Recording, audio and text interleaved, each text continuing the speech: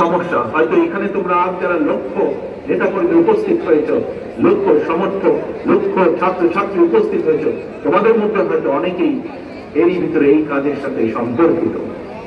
যারা এই কাজের সাথে সম্পর্কিত এবং যারা হতে চাইছে কিন্তু হতে পারছে না, একটি সমস্যা সকলেরই ফেস করছে।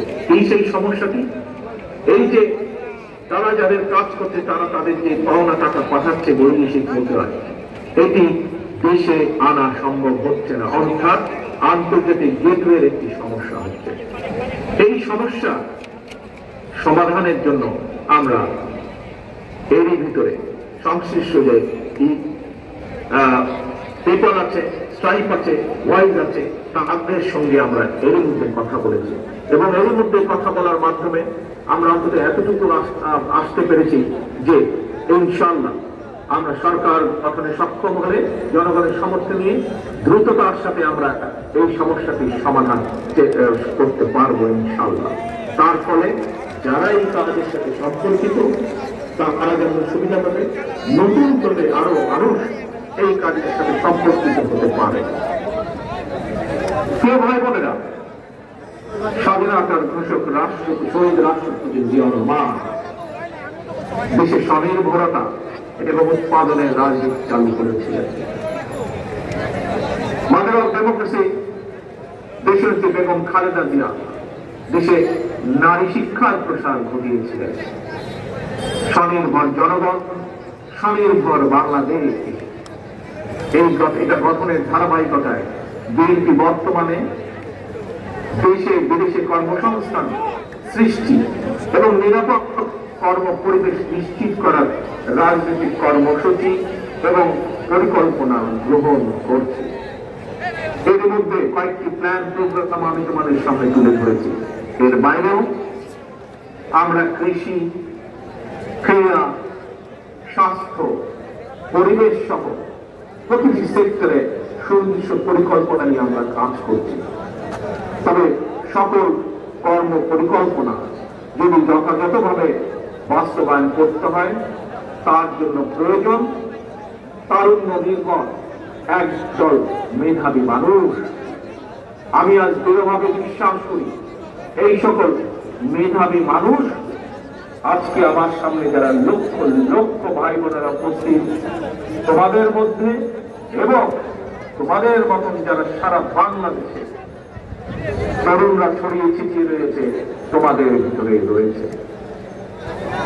প্রিয় ভাই বোনেরা, পলাতক স্বৈরাচার মুক্ত বাংলাদেশে প্রচলিত প্রথাগত ছাত্র রাজনীতির গুণগত পরিবর্তন হওয়া দরকার।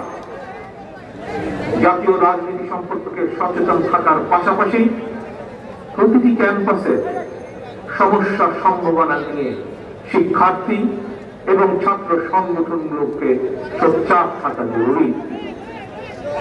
আগামীর বাংলাদেশে একটি জ্ঞান এবং মেধাভিত্তিক শাসন প্রশাসনের জন্য তোমরা তোমাদের নিজেদেরকে যোগ্যতম হিসেবে গড়ে তোলার প্রতিজ্ঞা করতে হবে। জ্ঞানার্জন আর লেখাপড়াই হতে হবে তোমাদের প্রথম এবং প্রধান অগ্রাধিকার।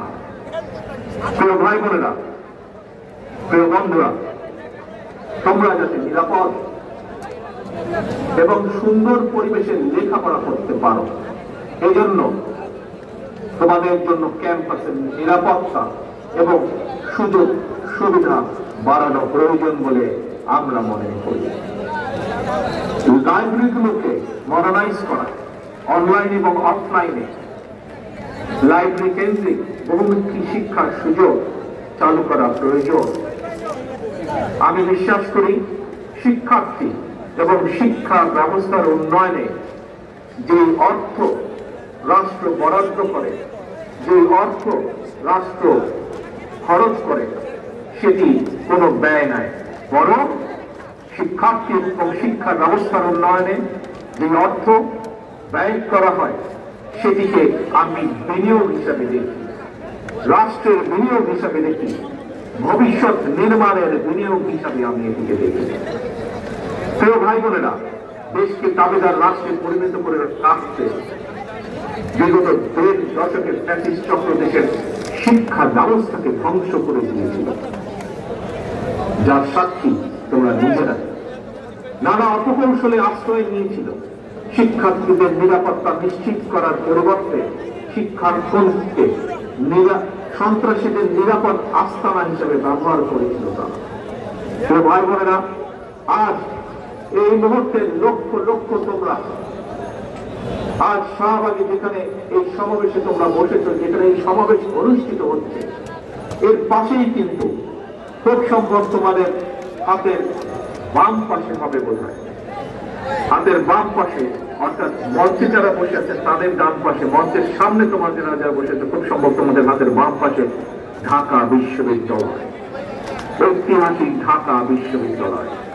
এই ঢাকা বিশ্ববিদ্যালয়ের সঙ্গে ইতিহাস জড়িয়ে আছে বাংলাদেশের গৌরবোজ্জ্বল ইতিহাস, ঐতিহ্য, মুক্তিযুদ্ধ, ফ্যাসিবাদ শাসন আমলে ভিন্ন দল, ভিন্ন মতের শিক্ষার্থীদের জন্য এই ঢাকা বিশ্ববিদ্যালয়ের ক্যাম্পাস গুলোকে সেই সময় কনসেন্ট্রেশন ক্যাম্পে পরিণত করা হয়েছে।